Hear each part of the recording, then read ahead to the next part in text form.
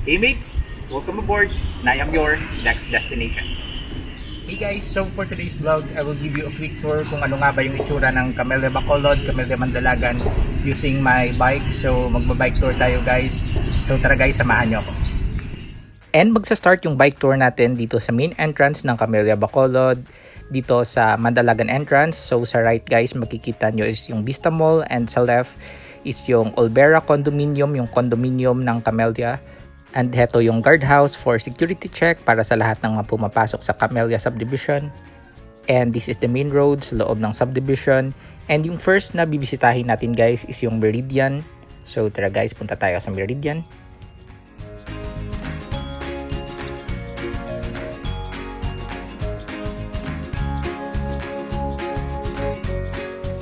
Makikita nyo, nasa likod lang ito ng Vista Mall. So yan yung Vista Mall guys, yung building na yan na nakikita nyo.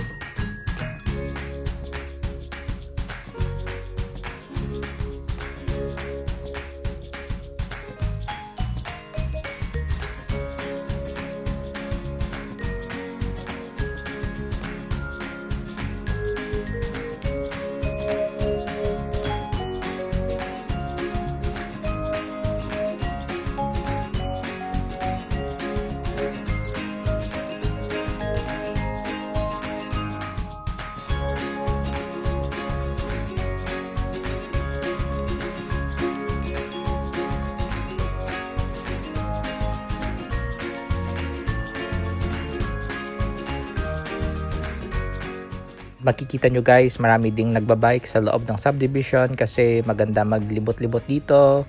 Green yung mga puno, and ang ganda ng mga pine tree na nakapalibot sa subdivision.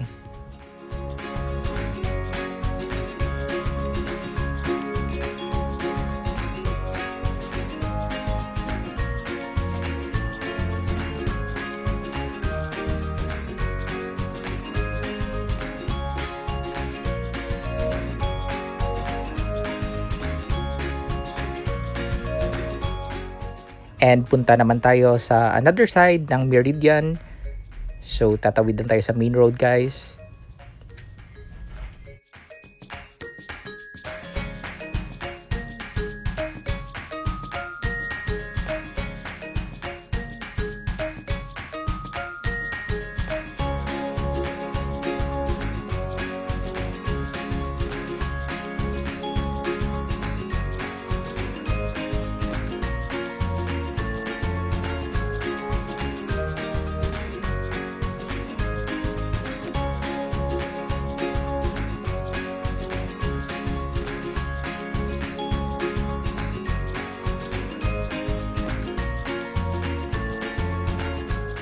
O dito naman guys is nasa likod lang ito ng condominium, yung Olvera Condominium. So yan guys, yung building na nakikita nyo is yung Olvera Condominium by Camellia. Yung maganda dito sa Meridian guys is meron silang park. So yung park na to guys is tinatawag namin na fountain kasi before is may fountain dito sa gitna ng park na to. So yun guys, napakaganda ng landscape. Perfect for Instagram and of course mag-relax and tumambay.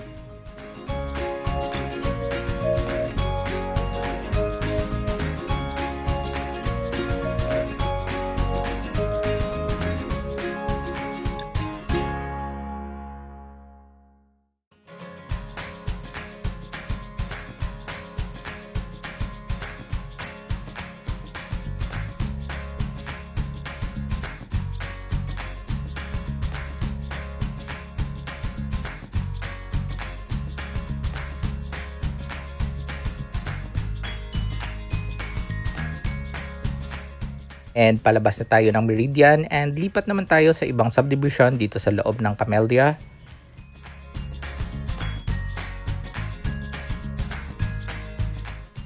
And balik tayo dito sa main road ng subdivision.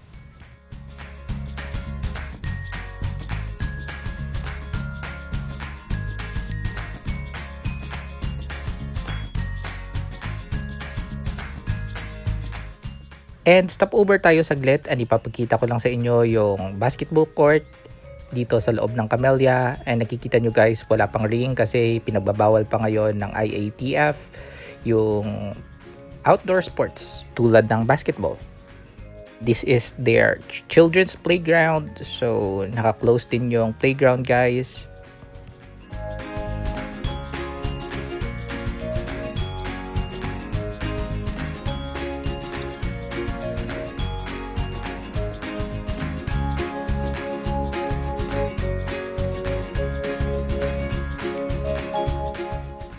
And may bridge dito sa loob ng subdivision kasi merong maliit na sapa.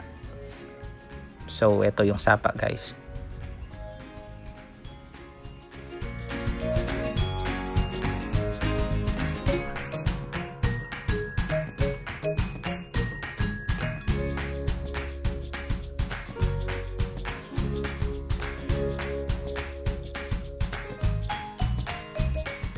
And approaching naman tayo sa kanilang clubhouse, so daan tayo saglit.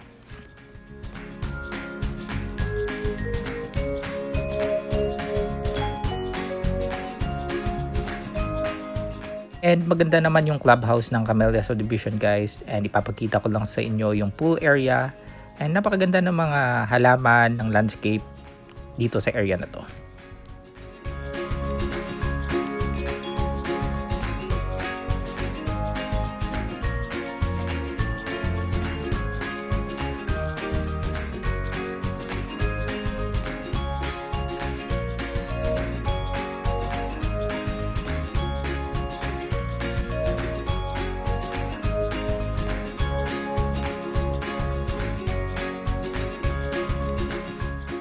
And punta naman tayo sa Pinecrest.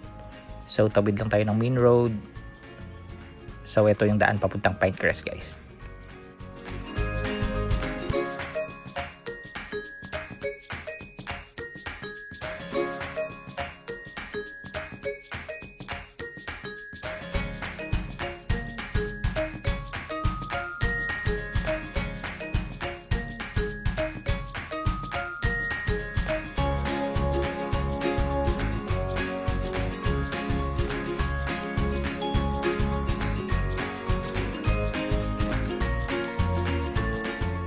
Area na to, maraming mga magagandang bahay, yung iba may mga swimming pool pa, and merong mga magagarang kotse.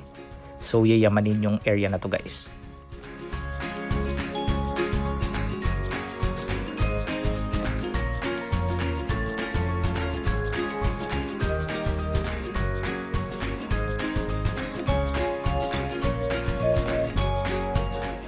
And this is the area na pinakagusto ko before kasi before guys is wala pa masyadong mga bahay dito. And dito ako nagja-jogging pag afternoon.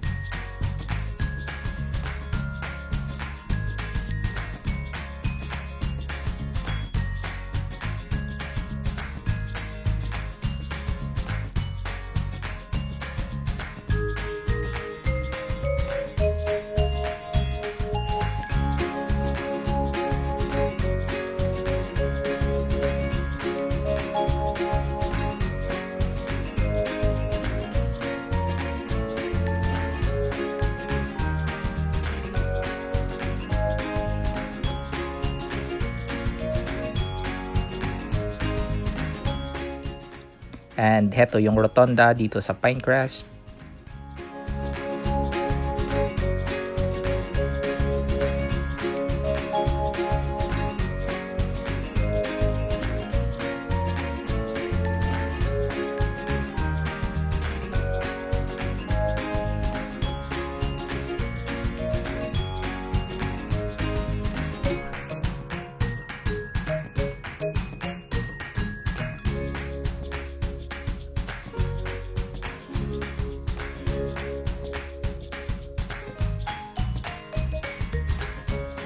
And palabas na tayo ng Pinecrest Subdivision. And ngayon is puntahan naman natin yung Lysandra Heights.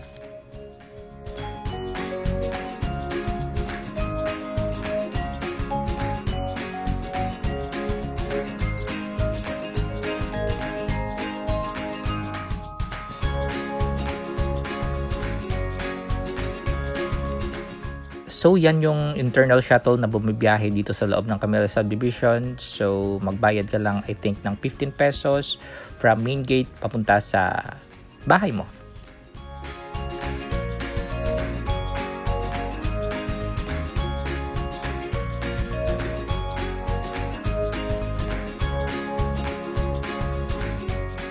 And that is another basketball court dito sa loob ng Camellia, and meron ding maliit na children's playground.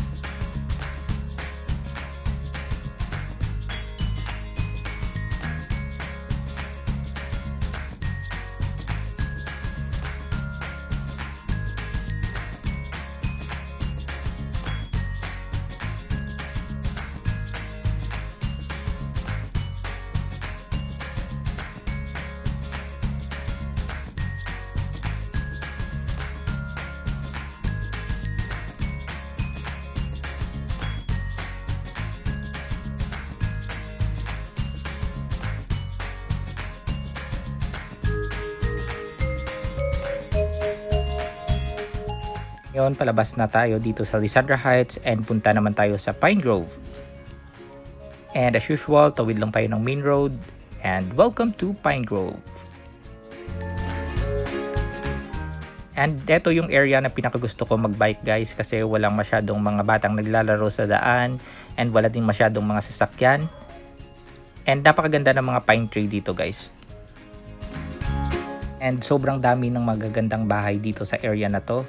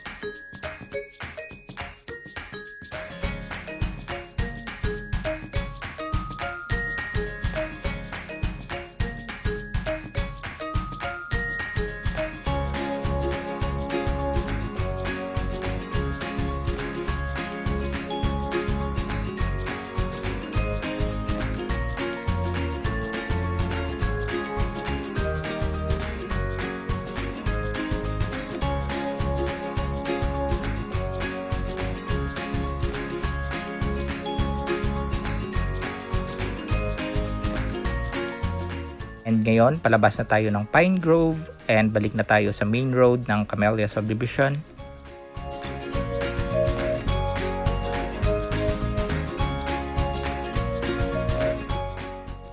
And here's another entrance dito sa Camellia Subdivision, yung Bata entrance. And hope nag-enjoy kayo sa pag-iikot ko sa inyo dito sa Camellia Subdivision, Bacolod. And sa mga hindi pa nag-subscribe sa channel ko, please do like, comment, share, and subscribe. And this is Dex Destination once again always saying, Bon voyage, keep safe guys, bye!